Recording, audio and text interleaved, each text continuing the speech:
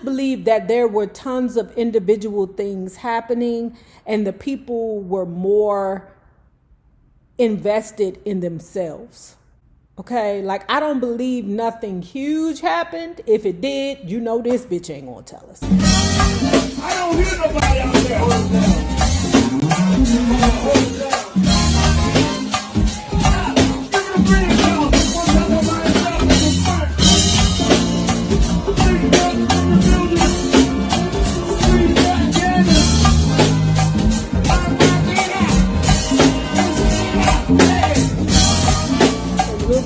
We're going to be done with this Eve book by the end of this week. It'll be either Friday or Saturday. We'll start our new book either Sunday or Monday. You paying members will already be informed before I release part 1 of the next book, right? But honey, this book was a mess. It wasn't a mess. It was just clean. Informative, but clean. Ciao.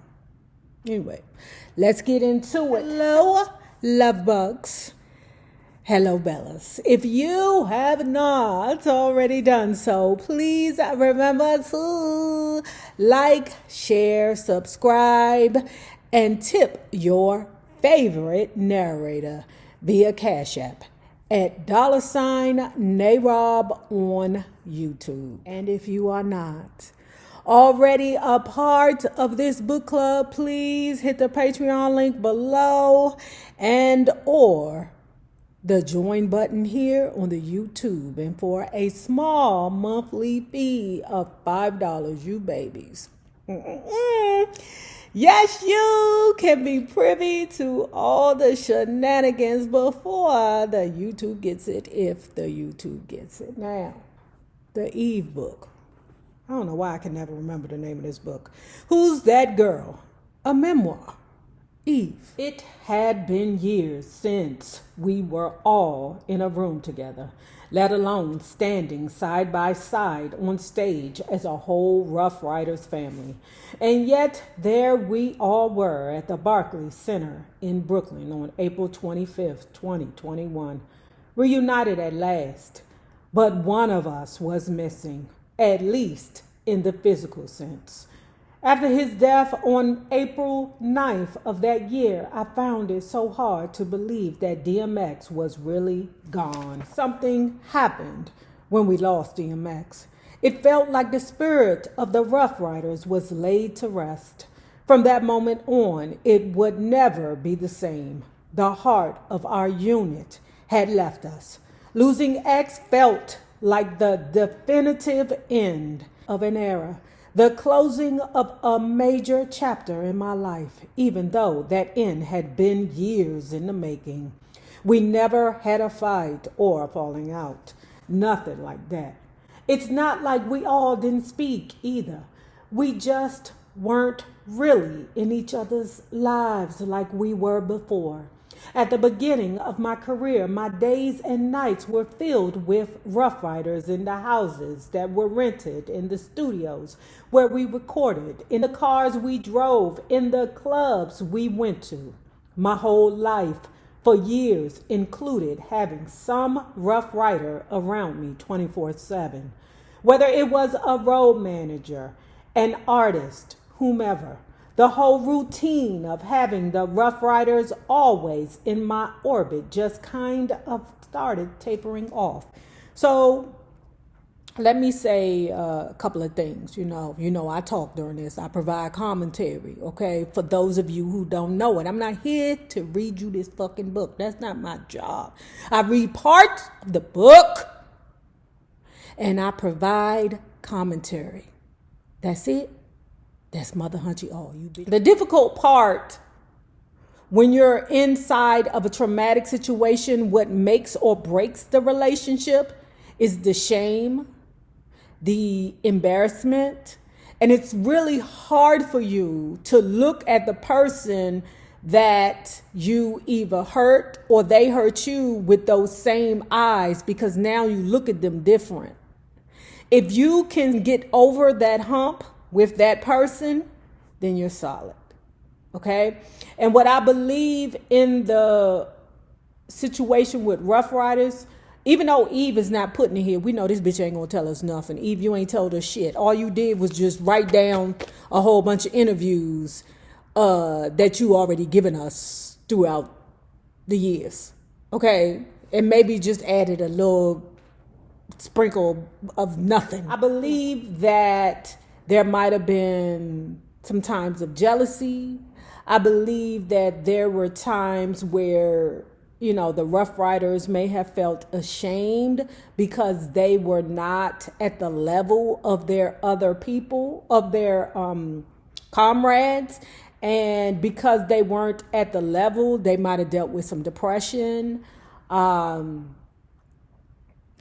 Just a lot of emotions, I believe, came out of it, because some people were highly successful. Some people fell off.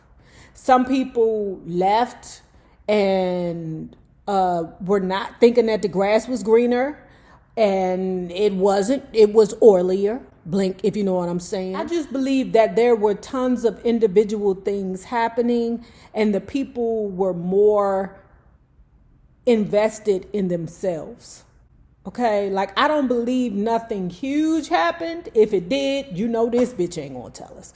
But none of the Ruff Ryders, I believed, had a problem with each other per se. I think it was just they were dealing with their own individual issues, with maybe embarrassment, shame, or envy. Eve and DMX, to me, were the most successful.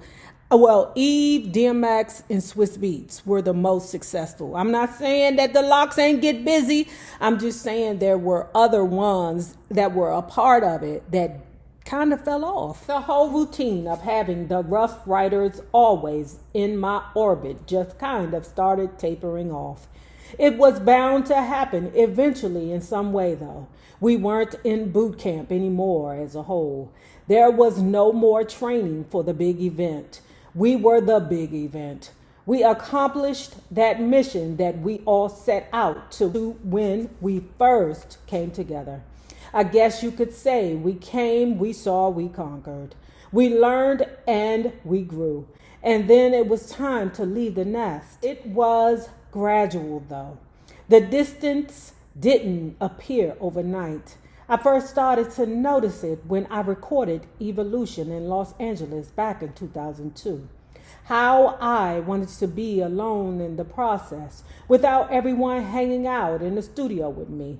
It was no longer just tons and tons of guys around for fun. I believe that's what Lil' Kim experienced too. A detachment was forming, at least on my end. I welcomed it though. I was doing what I was supposed to be doing with my music, and I felt like I didn't need a cosign from the guys anymore. I was my own person. I was my own artist. I was still releasing music under the Ruff Ryders umbrella, but eventually I was seen as just Eve, and not Eve, the first lady of the Ruff Ryders. Once I started working with Troy, he and I put our own longevity plan in place for me, where I was moving into TV, movies, fashion, all of those things that happen when you level up. But I did come to a fork in the road where it seemed like on the business side, the Ruff Ryders checked out and Interscope was tagged in. There was no conversation that was had, or if there was, then I wasn't a part of it. Maybe Troy and D or Waah spoke with the label, but I have no idea. That period of record label limbo really lacked clarity for me. And as I think about it now, I realize I should have been more aware of what was going on behind closed doors. I was intimidated, though, by anything involving my business affairs. I'd be the first one to speak up about a beat or anything else creative. Those were the things I'd put my foot down and be adamant about. But on the business side of my label dealings, much like my situation with Fetish, that's her clothing line, I just put all of my trust into other people. I really felt like Troy could handle it on my behalf until one day he was no longer there either. We parted ways before the taping of the final season of Eve in 2006. Interscope ended up giving Troy his own office, so he was on his own path with them. And in the blink of an eye, I was alone. Interscope started challenging everything I wanted to do for my fourth album. I had so many ideas and I recorded so many songs. Remember when she had called in Suge Knight to put the muscle on the Jimmy Iovine or Loving or whatever? Y'all, went down in the comments and you told me about it. But remember when she did that? You can't go in there and put the muscle on the person in charge of the Interscope and expect for him to be your friend. You can't do that, girl. You get more bees with honey than vinegar. Some people will never know that, honey. Never. They gonna fight till they die. I'm a Libra. I just want peace, brother. The label didn't even want Tapering. When I first bought them that song, they listened to it and said, this is never going to happen. They thought it was too pop, too top 40. They didn't believe that urban radio would ever latch on to it, even with Swizz on the beat. And yes, Tapering was a slow burn record, as they say in the music industry, but urban radio did take it, and they ran with it. By the time I released my song, Give It To You, with Sean Paul, the label had completely stopped working my records altogether. I had no team left at Interscope working on anything pertaining to me. I recorded all of these songs, and it felt like the label refused to work any of them. Eventually, the label came to see me and said, you're just going to have to redo all of it. I said to them, what the hell do you mean? What, you want me to go back in and record more songs? I just recorded all of this shiz for you. They simply said, yeah, well, we're not feeling any of it. They started putting me in the studio with all of these different people, from producers to artists, recording all of these tracks. And once they came back to them, the response was always no. It became a waste of my time, and my frustration was building. That a teacher to send that fucking Suge Knight over to the leader of the Interscope. What you thought was gonna happen? They was gonna be your friend? Bitch, you crazy. I felt blackballed. You was. But most of all, I felt so alone, with no manager to pull up to my meetings and speak for me, and no Ruff Ryders to mobilize. Child, you will always pay for the decisions you make. And my fourth album was shelved by Interscope indefinitely. I was lucky, though, because there was a whole other world that was calling my name. I still had Hollywood. As I sat in the middle of a group of people at the Church of Scientology, there was only one thought in my mind. I am not eating this lunch.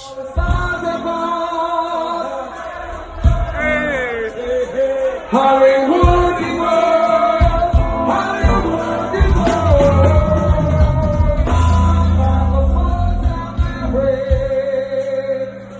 Lovely white light, baby carry. No other stars at all. The central cause, but it is in Hollywood, people.